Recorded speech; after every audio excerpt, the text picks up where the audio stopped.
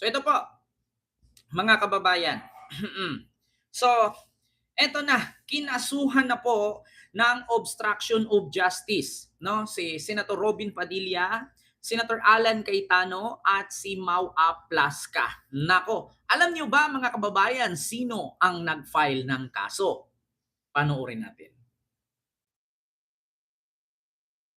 Never, and I mean never, do crunches if you're over 45 and have these 5 signs. Hinihingi na ng Office of the Ombudsman ang counter affidavit o kontrasalaysay ni na Senator Alan Peter Cayetano, Senator Robin Hood Padilla at dating Senate Sergeant at Arms sa Mau Aplaska patungkol sa kinakaharap ng mga ito na obstruction of justice complaint na inihain laban sa kanila sa tanggapan.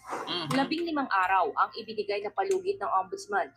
15 na pala mga kababayan, kanina kasi na sinend sa akin 10 days. Ngayon is 15 days na pala. Actually 10 days lang 'tong nakalagay eh.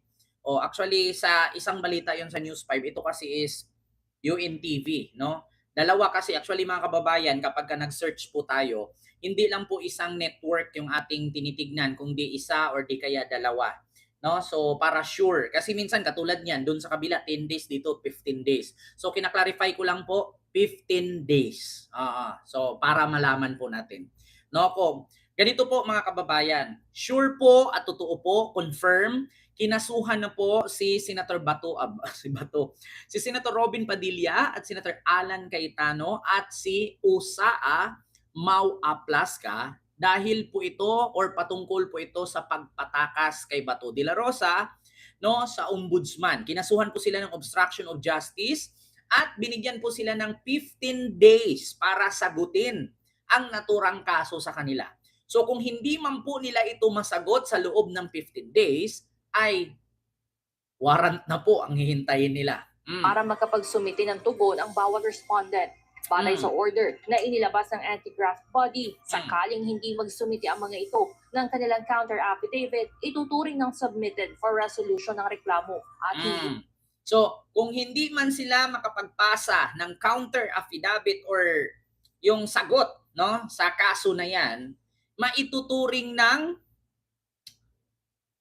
kaso na talaga. So, irurule na lang yan at kumbaga parang may tawag diyan mga kababayan, anong tawag yan sa korte? Yung irarapol, no? Irarapol kung sinong piskal ang hawak, anong branch, no? Sa ang RTC branch, tapos warrant na ang sunod. Nako. Natatanggap ng anumang motion o pleading mula sa mga respondent. So kung sakali man mga kababayan sa loob ng 15 days, no? Hindi sila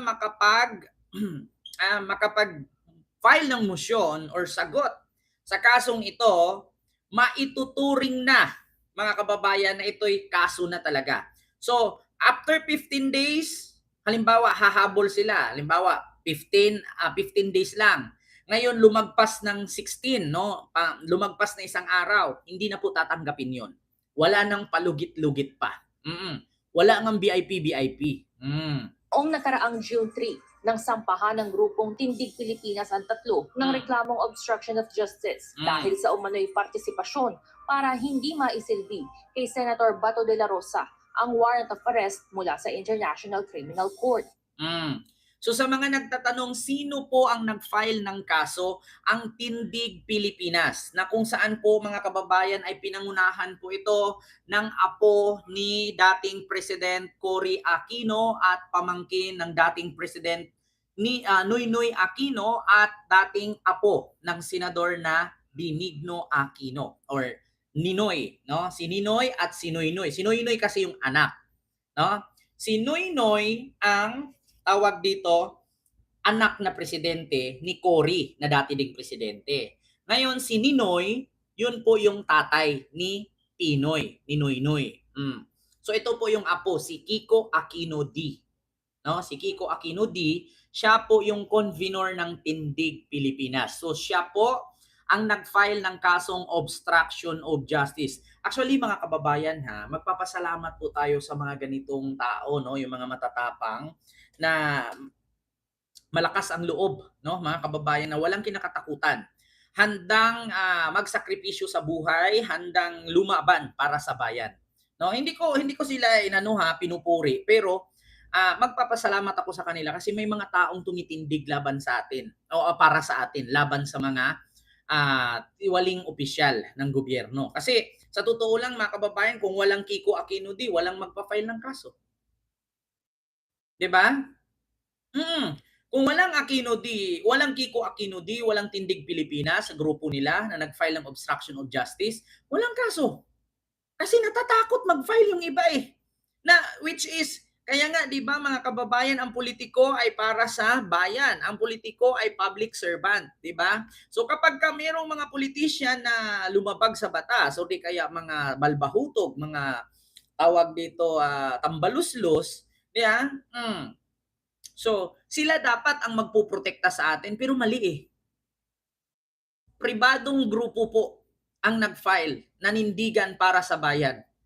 Sila po yung nagsampa ng kaso. Kaya ako po yung nananawagan sa mga politiko na nagsabing para kami sa bayan, public servant kami. Saan po ba kayo nagsiservisyo? Bakit ni isa sa inyo wala man lang nag-file laban kay Robin ng obstruction of justice kay Cayetano at kay Aplaska? Bakit itong pribadong grupo pa ang nagpa-file? Nasaan po kayo? Yung mga tinatawag ninyo sarili niyong public servant sa madaling salita, no? Utusan ng Pilipino, pinapasahuran ng Pilipino, sumasahod mula sa tax ng Pilipino. Tapos pagdating sa mga politiko na kapwa ninyo politikong gumawa ng katiwalian, mukhang pinagtanggol nyo naman yata. Paano naman po kami ng mga nagpapasahod sa inyo? Mahiya naman kayo. Ito po. Tingin po namin ang akmang venue para sa pag-file nito ay sa ombudsman. At saka continuation lang po ito sa maraming boses mula sa taong bayan, mula sa civil society na nababahala, nalulungkot, nalilito, nagagalit dahil sa nagiging kalagayan ng ating Senado ngayon. Tama. Matatahi umano ito simula ng ilagay ni Senator Cayetano si Senator De La Rosa sa protective custody ng Senado. Tama, di ba mga kababayan? Bakit? Talagang sa mga nagtatanong, bakit nadadamay si Cayetano? Si Robin naman yung nagtakas. Kasi ganito po mga kababayan, kung ikunik-kunik po natin, no, sa mga hindi nakakagets, ipapagets ko po sa inyo. Gusto ko pong iparating sa inyo para maintindihan ninyo. Bakit ang kinasuhan ng Tindig Pilipinas sa pangunguna ni Kiko Aquino D ay si Cayetano, si Robin, si Aplaska? Ganito po yan. Yung naturang paglabas ng warrant ni Bato na hawak ni Matibag kasama si Trillanes, pumunta po sila sa Senado. Ngayon, ang Senate President po noon ay si Alan Cayetano. Nangako si Alan Cayetano na under custody si Bato. Hindi nila pwedeng hulihin, hindi nila pwedeng galawin kasi nasa kustodiya ito ng Senado. Isusuko nila si Bato, ihaharap nila si Bato kung meron na talagang formal na warrant na sinang-ayunan ng korte. So, ilang araw na kalipas, sinang-ayunan ng korte, tinanggap ng gobyerno ng Pilipinas na ang warrant ay valid. So ngayon, nung nalaman na ng Senado na valid ang warrant, nag-isip na sila ng plano paano makatakas si Bato. Anong unang ginawa? Nagpapaputok si Mau Aplaska na isang isang head ng security sa Senado. Pinaputukan niya yung mga salamin kasi nandun daw ang mga NBI. So, ang tanong, makakapagpaputok ba si Mau Aplaska, head ng security ng Senado, kung hindi sinang-ayunan ni Cayetano? So, ibig sabihin, hindi po basta-bastang magpaputok si Aplaska ng baril kung walang okay ni Cayetano. So, damay si Cayetano. Pangalawa, yung pagtakas ni Robin kay Bato, no? So damay si Cayetano ha, kasi sa totoo lang mga kababayan, hindi po magpapaputok si Aplaska kung hindi inukihan ni Cayetano. Sabi may nagsabi, under attack, tarantado, just before the big was bloodless. Ganito po yan, ganito po ang nangyari. Kung under attack ang Senado, kaya nagpaputok si Aplaska, bakit sa bintana, hindi sa pinto? Under attack, pero unang nagpaputok ang Senado. Paano mo masasabing under attack? Sige nga, tarantado ka rin eh. Yeah? Paano mo nasabing under attack kung ang Senado ang unang nagpaputok? Ilan putok galing sa Senado? Ilang putok galing sa NBI? Ikaw una nagpaputok, tapos sabihin mo under attack ka. Masasabi mong under attack kung nirakrakan kayo bago ka nagpaputok. Oh, sige, paki-explain. Tarantado ka rin eh. Paano mo nasasabing under attack ang Senado kung ang Senado ang unang nagpaputok? So ano yun? Paputok muna ako tapos sabihin ko under attack kami? Tanga-tanga lang? Katulad nito, halimbawa, barilin yung bahay ko. Binaril ko yung mga dumaan. Sasabihin ko under attack? Oh, halimbawa, naglakad ka sa harapan ng bahay ko.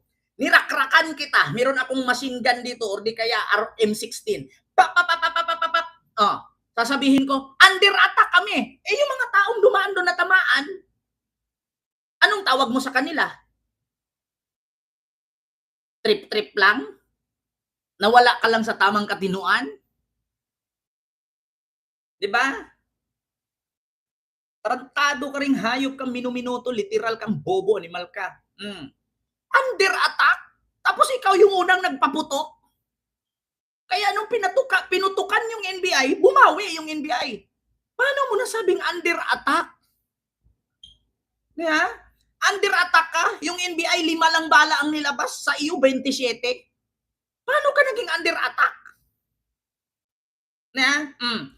Higit sa lahat, hindi po magpapaputok si Aplaska kung hindi under the supervision of Cayetano.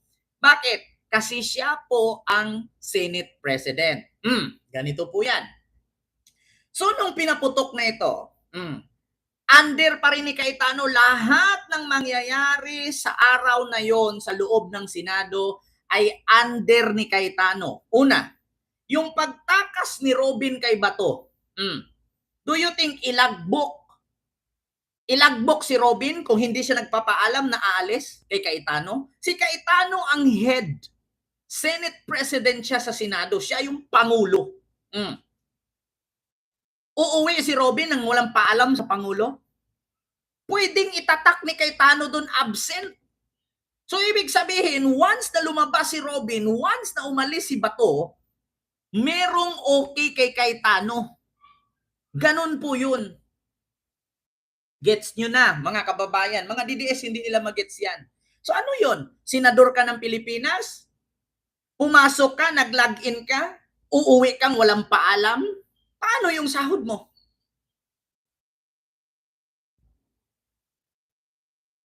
Diba? So lahat ng yon ay under the power of Cayetano. So kaya po kinasuhan si Cayetano, si Robin at si Aplaska kasi sila po ang nasa likod ng pagtakas kay Bato. Ito nga ang problema dyan eh. Hindi pwedeng hulihin si Bato dahil under custody of Senate, sabi ni Cayetano. Pero pwede nilang patakasin. Hindi pwedeng hulihin, pero pwedeng patakasin. Oh, ngayon, ang tanong, tama ba ang ginawa ni Cayetano bilang Senate President at tama ba ang ginawa ni Binoy, no, ni Robin Padilla na itakas niya si Bato? Alam niyang may warrant. Hindi.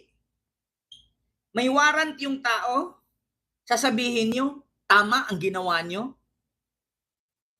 Oh, continue. Pagpapaputok ng baril ni Osa Aplaska na nagdulot ng kaguluhan sa lahat ng empleyado sa gusali. Oh, kaya nga sinadya niya yung putukan na yon kasi bakit? Para ma-focus ang tao, ma-focus ang media, para si Bato maka-iskapo. Ganun yun eh. At pag-amin ni Senator Padilla na pinasakay niya ang kapwa mambabatas sa kanyang sasakyan nang umalis sa mga ito sa Senate premises. Oh, kita nyo, inamin niya, sinakay niya sa SUV. Pagdating sa SUV, binaba daw niya sa Makati. Pagdating sa Makati, sinakay sa pick-up ng tsuhin niya. Oh, damay. Samantala, nagpapatuloy naman ang manhunt operation ng National Bureau of Investigation sa puganting senador. He's a fugitive. He's a person na being hunted by the law. So, tuloy-tuloy. And we have information every day that kung nasaan siya, what, and we follow up that information. Ayon sa NBI, araw-araw ay mayroong pumapasok na impormasyon sa kanilang tanggapan tungkol sa posibleng kinaroroonan ng mambabatas. Tingin ni Attorney Melvin Matibag, nasa Pilipinas pa rin ang senador dahil mahihirapan umano itong magtago abroad. Actually, mga kababayan, nasa Pilipinas po talaga si Bato. Una, mahihirapan po siyang lumapas. Bakit? Meron pong programa ang Bureau of Immigration, no? Ngayon, mga kababayan, na tinatawag na CAIS, ang Civil Aviation Security Services, no, ng immigration, no? Civil Aviation Immigration Security Services. Yan po yung tinatawag na CAIS, na kung saan lahat ng international airport sa Pilipinas, no, yung katulad ng NAIA, Davao, Clark at Mactan, mahigpit na po. Lahat po ng kagamitan ng immigration ay high-tech. Hindi po katulad dati na basa-basahin, tapos halimbawa kamukha mo si Tarpulano, nilagay mo yung mukha mo doon sa ID, sa passport, tapos yung passport mo ang pangalan Juan, pero totoong pangalan mo Mario, tapos mukha mo nilagay, tapos pangalan Juan. Ganun kasi, di ba, mga kababayan, yung PPKN, yung passport, nakakalusot eh. Ngayon kasi, mga kababayan, hindi. Halimbawa, ikaw si Pablo, ako si Ramon. Mukha ko ang nilagay ko sa passport, pero pag pindot ko ng fingerprint ko, ang na-testify mukha ko, pero yung fingerprint hindi pala kay Pablo, tapos ako si Ramon, yung passport doon, yung code noon kay Pablo. Kasi tinanggal ko yung mukha ni Pablo, pinalit ko yung mukha ko.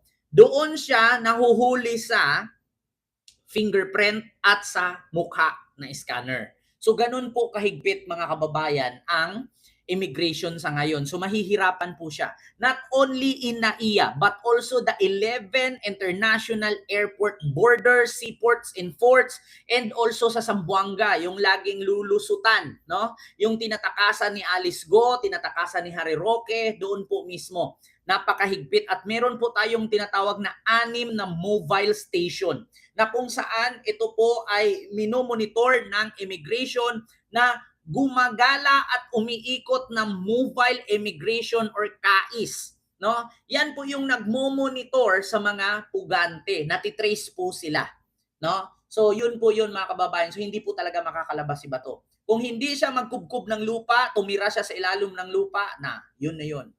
Kaya, Ma'am Eva Mesa, may galab shoutout po sa dyan sa Japan. Continue. Lalo na at maraming bansa ang miyembro ng ICC at may kooperasyon sa International Criminal Police Organization o Interpol. Pinaghahanap ngayon si Senator Bato de la Rosa dahil sa kasong Crimes Against Humanity matapos pangalanan ng Ma'am ICC Lourdes na co-perpetrator umano ni dating Pangulong Rodrigo Duterte sa War on Drugs campaign ng Duterte administration. Evan Ayun. Alvarez, UNTV News and Rescue. Diyos ang aming sandigan, serbisyo publiko ang aming pinahahalagahan. So yun po ay galing sa UNTV.